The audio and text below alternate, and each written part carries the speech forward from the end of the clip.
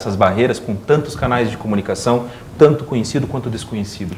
Pois é, Daniel, aqui a gente acaba retomando a todo momento as palavras dos nossos colegas, o fator humano, que é extremamente importante, né, o momento em que os primeiros passos, né, de uma leitura, os primeiros passos de uma vida escolar, mas ao mesmo tempo uma vida cidadã, e a gente sabe que para que isso aconteça, é extremamente importante, então, a presença do professor. E esse professor, claro, ele precisa acompanhar, com certeza, essas evoluções, essa questão da tecnologia tão forte hoje na sociedade. E a gente sempre discute essas questões com os alunos. A escola é uma das instituições que tem mais dificuldades em acompanhar esse processo, né, de inovação. Por quê? Pelo fato de se exigir desse perfil, né, desses professores, da nossa formação, uma questão mais crítica, uma leitura diferenciada daquela que nós fomos educados. Uma leitura extremamente metódica e que nós não enxergávamos as situações implícitas. E hoje, com a tecnologia, com a questão dos gêneros textuais que permeiam aí toda a nossa sociedade, como o professor Marlos falou, como ler uma charge, como ler uma obra de arte, né, como analisar ali um anúncio publicitário sem simplesmente se colocar no papel de consumidor, né, mas também numa situação de uma pessoa, um cidadão ativo, crítico. Então, a leitura, ela está, né, ela precisa aparecer, tanto no processo humano, para a construção do conhecimento, como também para se garantir, né, na sociedade. E esse papel de liderança, professora Heloísa Lick, como é que, na verdade, ele é desempenhado tanto pelo educomunicador e como é que ele transporta isso para, digamos, o mundo real? Bom, eu vejo que a liderança é um processo que se exerce através da comunicação. E o outro lê o meu desempenho, faz uma leitura, e aí eu gostaria de acrescentar a questão da leitura, que se foi falada, leitura de textos e de imagens, e eu acho que é uma leitura importantíssima, imprescindível para o educador, que é a leitura de comportamentos. Então, nós precisamos pensar nisso. Eu creio que a criança pequena aprende a ler o comportamento do pai e saber quando pode passar a linha ou quando deve ficar parado numa determinada linha para obter o que deseja. Vejo que a comunicação educativa tem que ser uma comunicação de liderança. O que é o líder? É uma pessoa que influencia o outro para fazer alguma coisa, que estimula, que desperta no outro uma motivação para fazer alguma coisa. Sem que diga, se você não fizer, você vai ser castigado, ou se você fizer, você ganhará um prêmio, não é? Então, porque isso é coerção, é imposição, é controle, é cobrança, mas o líder é aquele que, por sua natureza, por sua capacidade própria de entusiasmo, de empreendedorismo, estimula o outro, motiva o outro a fazer alguma coisa. E então eu vejo que a comunicação, que me parece que é uma área nova, é um campo novo. Para não criar um jargão, um entendimento secundário, ela precisa construir um entendimento tal, e o entendimento tal qual vai ser? A educação de qualidade como se pensava há muito tempo, certo, mas que a gente vê fragmentadamente. Então é preciso pensar que nós vemos que estas áreas, elas foram desencontradas e continuam desencontradas. O fato de a gente estar falando em gestão, eu diria, gestão é paradigma novo, mas o que está por trás dessa gestão é antigo, desde o tempo que Adão teve catapora, não é? Então, é uma administração que permite, é uma organização que permite ter sucesso às coisas.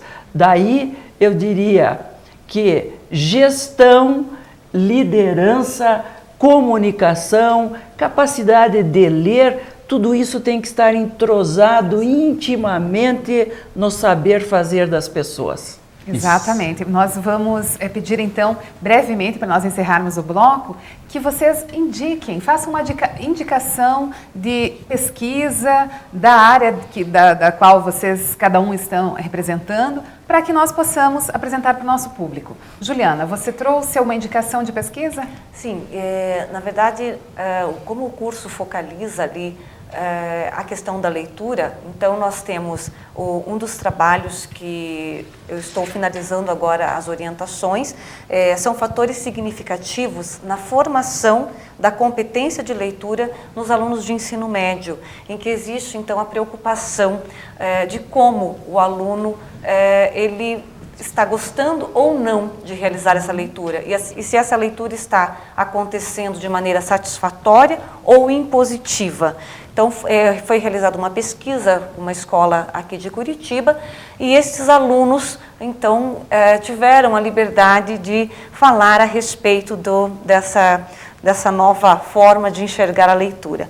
E também um outro que muito interessante é a questão do material didático. Nós trabalhamos bastante também, claro, nós estamos trabalhando em leitura, estamos trabalhando em comunicação, é claro, né, o governo, nós sabemos que tem o Programa Nacional do Livro Didático, e então a gente também tem vários projetos, professora Regina, que englobam ali a questão do material didático. Então, um dos que eu aconselho também a leitura seria do material didático e o sistema prisional, né? Um sistema, né, como levar essas informações, essa forma de comunicação para os detentos. Certo. Marcos, trouxe alguma indicação de pesquisa na área da educomunicação? Trouxe, a ideia é fazer uma boa média com a nossa apresentadora aqui, mas na verdade mais que isso é falar em quanto esse trabalho e o nosso modestíssimo apoio ajudou a mim também a trabalhar com o mestrado, com o estudo de mestrado. A professora Regina abriu-me esse horizonte da educomunicação com o seu trabalho, a sua dissertação pela Universidade Federal do Paraná, na qual ela discorre exatamente sobre o diálogo que o professor tem com a televisão. Então, a minha dica nesse sentido, a minha orientação é que você que pensa nesse campo da educomunicação, há pouco eu falei do profissional de pedagogia, eu falei do profissional de comunicação social, de jornalismo, publicidade e propaganda, mas também é o profissional de história, ao profissional de letras, ao profissional de sociologia, ao profissional de geografia, ao profissional de filosofia, todos esses, porque a imprensa, a mídia de maneira geral, e nesse caso a televisão exerce uma liderança contundente, nós sabemos disso, ela é excepcional. Por isso esse trabalho da professora Regina abriu-me também um leque de observações e influenciou a minha dissertação de mestrado, ou seja, os diálogos que existem entre a figura do docente, do professor e a televisão necessariamente. Então essa é a minha oferta nesse sentido. Sim, e que poderão ser acessadas essas pesquisas no próprio site da Universidade Federal do Paraná, no setor de educação, que ambos fizemos um mestrado em educação e defendemos essa interface da comunicação e educação. Muito bem. Professora Heloísa, uma indicação de pesquisa mais recente na área? Pois não. A área de liderança e de gestão é uma área antiga.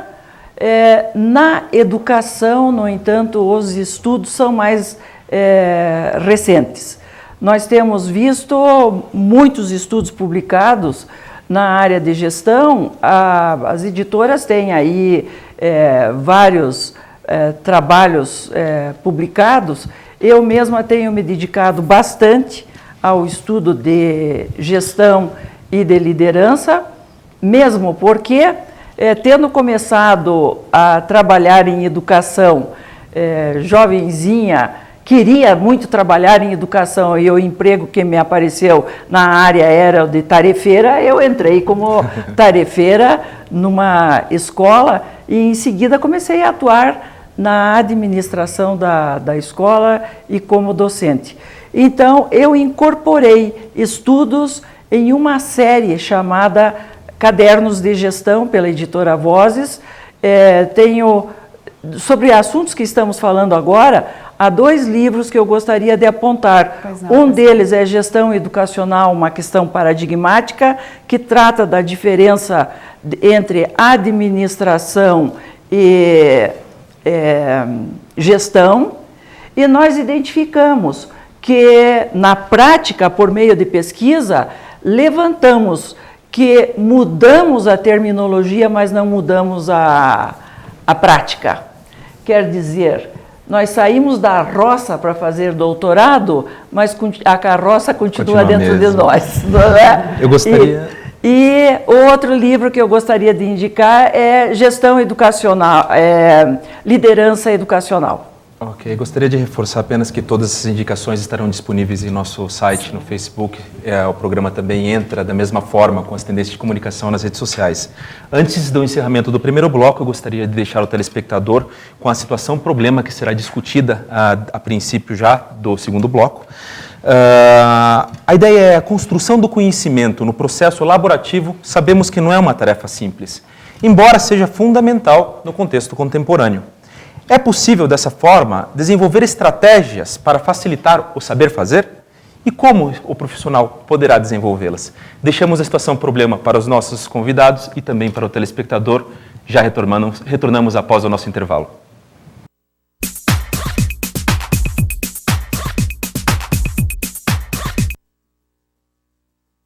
Tudo começa pelo diálogo. Afinal, na cidade onde o abstrato conversa com o figurativo e o sagrado convive com o profano, é que nasceu uma escola de negócios que fala com o mundo. A ESAD, a melhor escola de negócios da Europa, se uniu à FI Business School para trazer para o Brasil o AMP, Advanced Managing Program, o programa de direção geral voltado a executivos que querem dominar a língua do sucesso. ESAD, o diálogo profissional e o acadêmico no mais alto nível.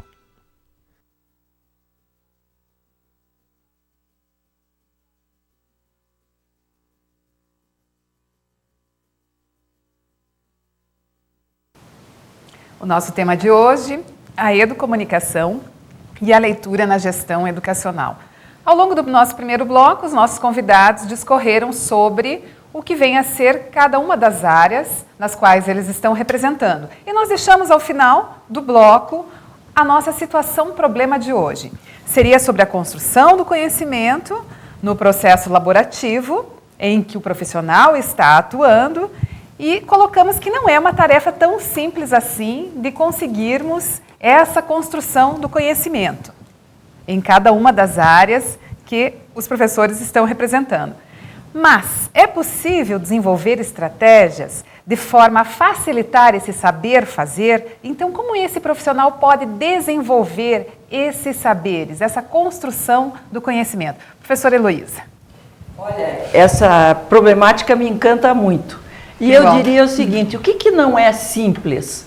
Aquilo com o que nós não temos familiaridade. Bastou desenvolver familiaridade que as coisas se tornam simples. Eu diria que construir conhecimento no trabalho é a mesma coisa que respirar enquanto se vive. Deveria ser assim. O que acontece é que, em geral, nós temos o hábito de trabalhar para produzir resultado e, muitas vezes, um resultado que o outro está cobrando e não que nós, não aquele que nós assumimos como nossa responsabilidade. E, em vista disso, nós queremos fazer as coisas e, quanto mais cedo terminar, melhor.